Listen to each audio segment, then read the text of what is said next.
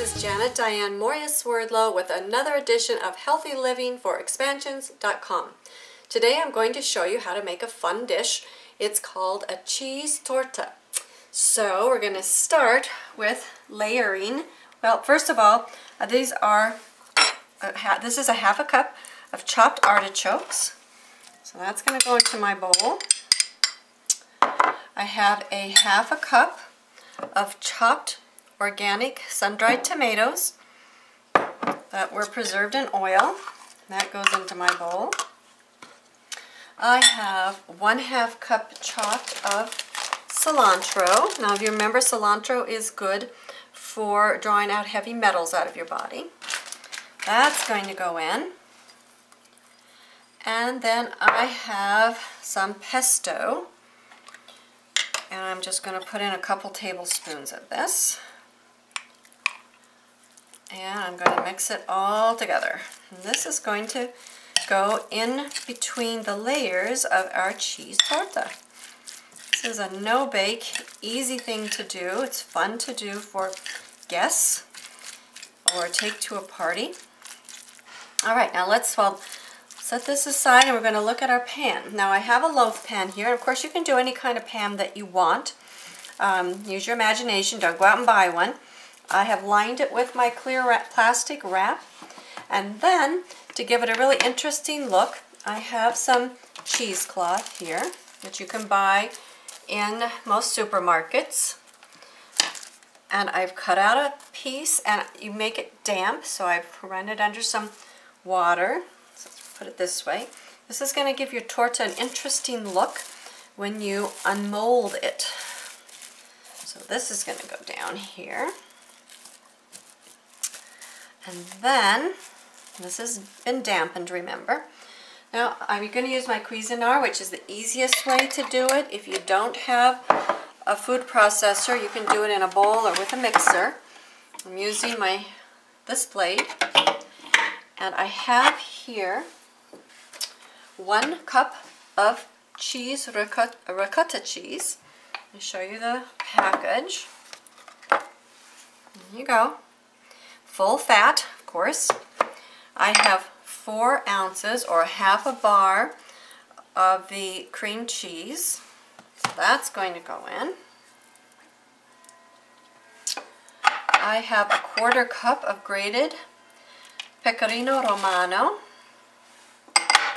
And I have 1 cup of a mix of cheddar cheese and mozzarella cheese that is goat cheese, but you can do any hard cheese that you want. Approximately a cup. And then I have about 3 chopped up cloves of garlic I'm putting in there. And that's it. The lid goes on.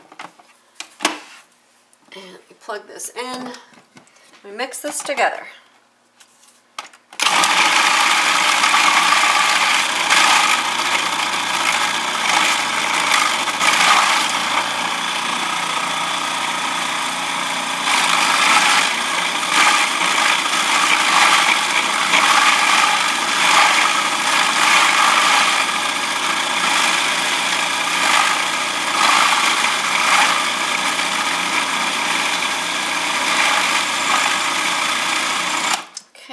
How it's doing.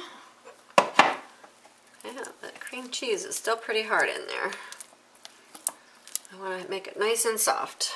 So let's run a little bit more. If you need, you can put a little bit of milk, a little sour cream, something to make it a little smoother. You can do that.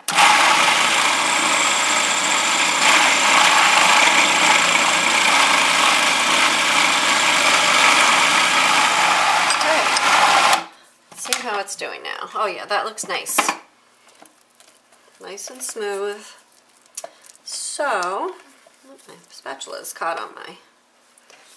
Let's just take this and bring this over here. We're going to put in a layer of cheese in the bottom of your pan. Now, if you want thicker cheese or a thicker torta, you can always double the ingredients that I just gave you. Spread this out. I'm going to moisten my hand, because if it's sticky, if you wet your hand, then you can press down without it sticking to you. So let's do that.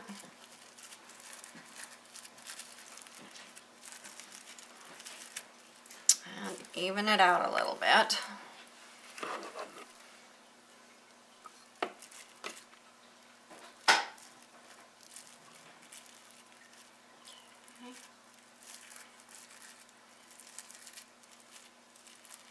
Once you have your first layer of cheese on,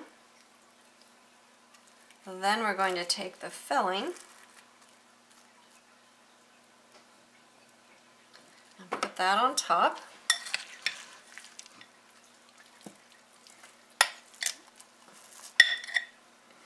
About half. Layer that on.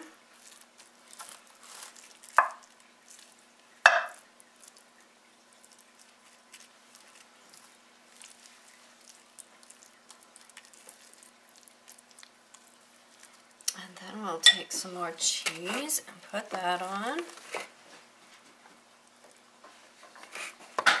So as I said, it's kind of a fun thing to do. And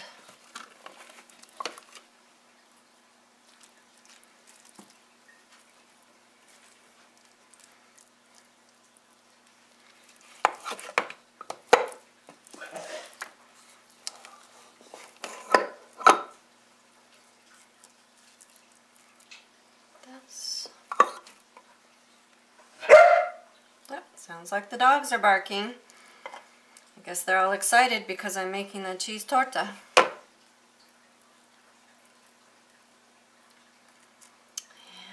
spread this around.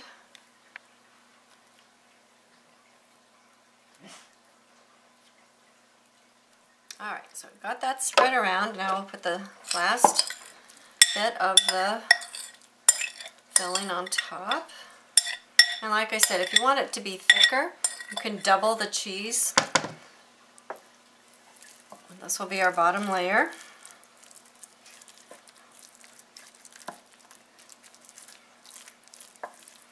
What I might do is just go ahead and make another layer and put that on the bottom. And then we'll come back and put that on. I went ahead and quick made up another batch of the cheese because I wasn't happy with the thickness. So I had plenty, so I'm going to suggest that if you've got this size pan, that you go ahead and make a double batch of the cheese mixture that I showed you. Which is easy enough to do. You just put it into your blender and then you have enough to cover the bottom, which was what I had wanted. So, this is going over. Now I'll be a lot happier with it. Although you can still do it the same way. And then when you're done with this, I'm going to show you how we're going to wrap it up. You're going to put it in your refrigerator for probably 3 or 4 hours. Overnight, of course, is better if you can do that, if you have the time. And then, after it's chilled, we will unwrap it together. And you will see what a beautiful presentation it is. So let me get my hands wet again. And to press it down to the corners. There we go.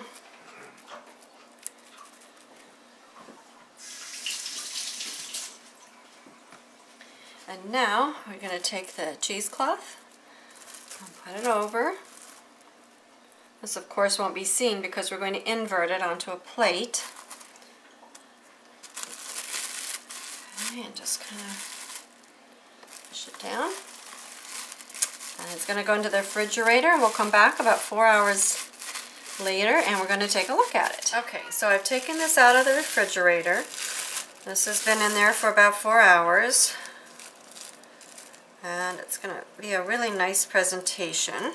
And your cheesecloth is still going to be a little damp. If you have a long tray, it's nice, but you don't necessarily need that. Just put it here and then turn it upside down. This comes off. Like I said, any mold will do. This comes up.